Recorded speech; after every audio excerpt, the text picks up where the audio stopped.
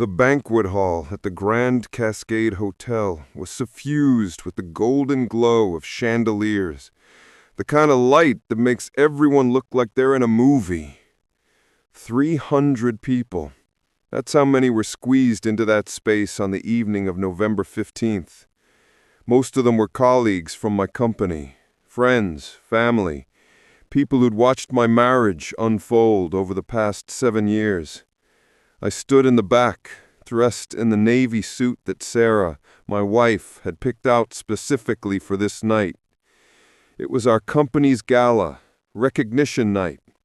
I was being honored for closing the Patterson deal, a transaction worth $47 million that I'd personally orchestrated over 18 months of sleepless nights, missed anniversaries, and compromised weekends. I was Marcus Chen, 38 years old, a senior investment manager at Wainwright & Associates, the most prestigious firm in the city. My father was a janitor. My mother was a nurse. They'd sacrificed everything to put me through college, and I promised them I'd build something that mattered. 7 years ago, I'd married Sarah, a beautiful art teacher with a smile that could light up a room. We had big plans, kids, a house in the Hamptons, the full dream. But somewhere along the way, the dream had fractured. I remember standing there in that hotel, watching the crowd, when the company president, Robert Wainwright, called me up to the stage. I walked through the applause. Over the past 8 months, Sarah had been making cash withdrawals, hundreds at a time, small enough not to trigger alerts, but consistent enough to show a pattern. 800 here, 600 there, 1,200 one week. I traced the timeline. They correlated with specific dates when Sarah told me she was working late, visiting her mother, attending yoga retreats, dates when she'd been distant, distracted, glued to her phone. I pulled up her Instagram, Sarah_Chen_art, 43,000 followers. When had that happened? How had I missed that? The photos were meticulously curated, her in a black bikini, poolside, with the caption, "Feeling myself on this beautiful day, black heart sparkles."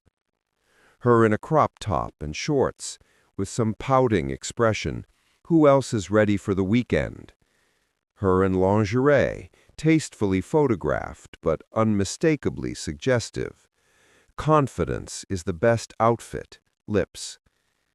Comments flooded every post, thousands of them, men and some women, making offers, sending money through Venmo and PayPal, asking for personal photos. And Sarah was engaging with them, flirting, responding to DMs, building a following. My hands were shaking as I dug deeper. I created a fake profile. I sent her a message as Marcus1877, asking if she did custom content. Her response was immediate. "What kind of content are you interested in? I have packages, $50 for photo sets, $150 for video, $300 for personalized messages." My wife had become a content creator. She was selling herself online, and she'd been lying to me about it. But here's the thing. That wasn't even the worst part. I checked the PayPal account I'd noticed on the bank statements, a secondary account I'd never known about. $42,000 in 7 months, most of it funneled to someone named Jay Whitmore. So I did what any person would do. I searched for Jay Whitmore. What I found destroyed me.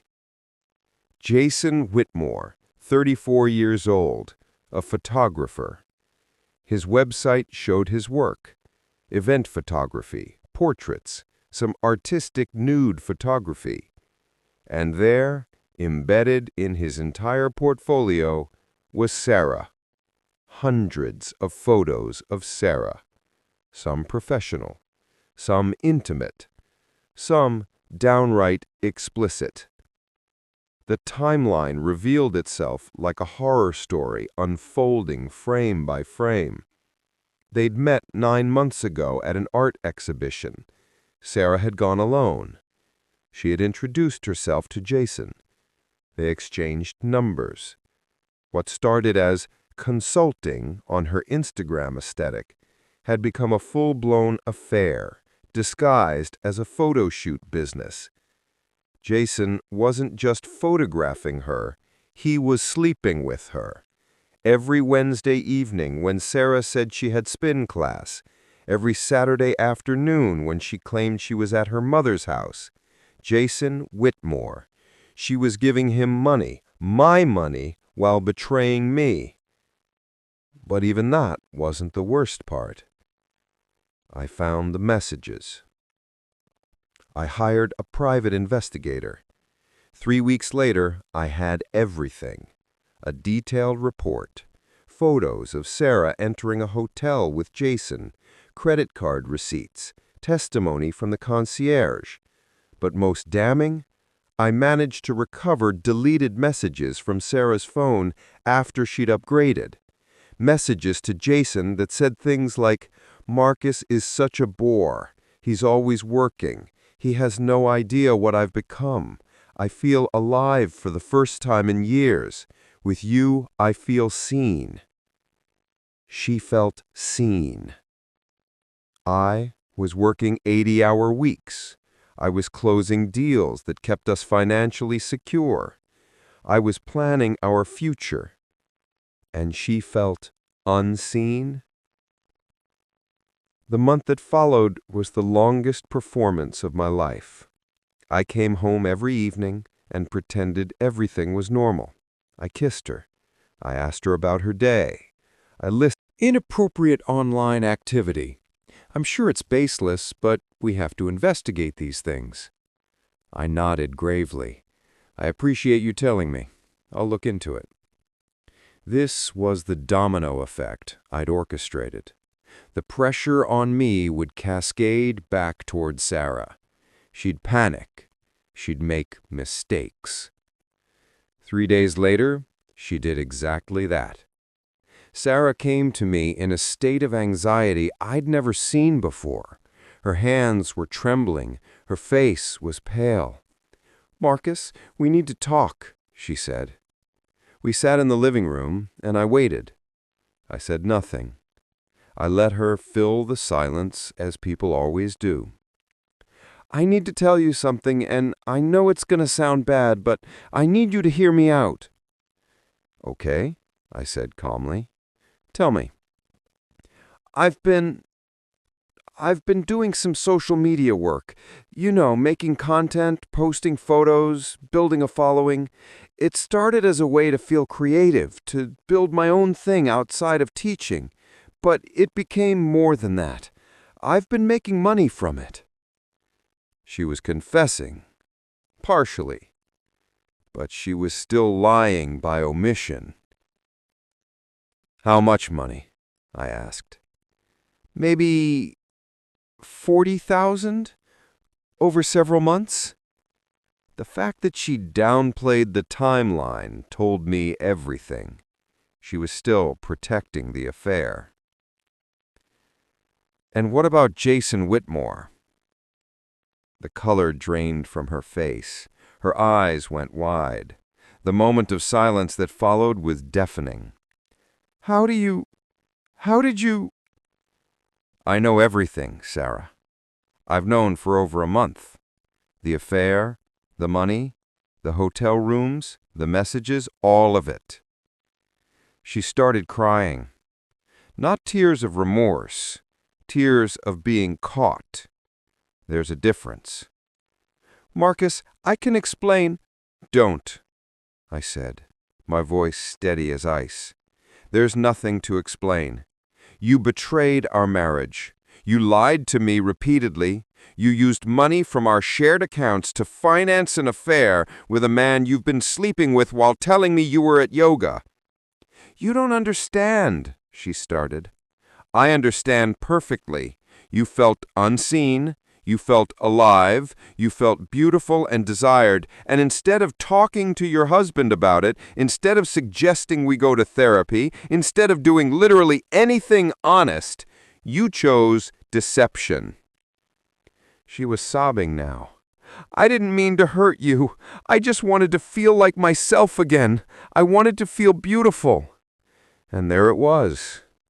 The selfishness, the lack of accountability, the inability to see beyond her own desires. "You know what the worst part is?" I said. "I would have helped you. If you'd come to me and said you wanted to pursue content creation, I would have supported you. If you'd said our marriage was struggling, I would have fought for it, but you didn't give me that chance. You chose lying instead." She reached for my hand. "What are you saying?" "I'm saying I want a divorce. And before you try to negotiate, you need to know that I have documentation of everything. The affair, the fraud, the misappropriation of funds, all of it. And our prenuptial agreement has infidelity clauses that you signed 7 years ago." Her face went white. "What does that mean?" "It means you're getting $50,000 and nothing else. No house, no savings, no car, nothing. Because you committed infidelity, which voids your claim to any shared assets." She started hyperventilating. "You can't do this to me! I'll fight it! I'll get a lawyer!" "Feel free. My attorney has already filed the paperwork. The evidence is airtight. A judge will see everything I've seen. And Sarah, Jason Whitmore isn't going to stick around once he realizes you're about to lose everything. That man was with you because of the money and the attention you were giving him. Once you have neither, he'll disappear." I was right. Within 2 weeks, Jason stopped responding to Sarah's calls. He blocked her on social media. He disappeared from her life as quickly as he'd entered it. But my work wasn't finished. I scheduled a meeting with Robert Rainwater and informed him of the divorce proceedings, explaining the situation with complete honesty. I assured him that there was no security risk to the company and that everything was being handled privately. Robert, being a reasonable man who'd been through his own divorces, assured me that my job was secure and that he appreciated my... She no longer had any power over my emotions. Because here's what I learned. Revenge isn't about causing suffering. It's not about watching someone fall and cheering. Real revenge is about building something better. It's about moving forward so completely, so thoroughly, that the person who wronged you becomes irrelevant. Sarah had betrayed me during the most vulnerable time, when I was pouring everything into our marriage, when I was trying to build something meaningful. She'd used my trust as a weapon. She'd used my money as a tool for her affair. She'd humiliated me publicly by lying to everyone around us.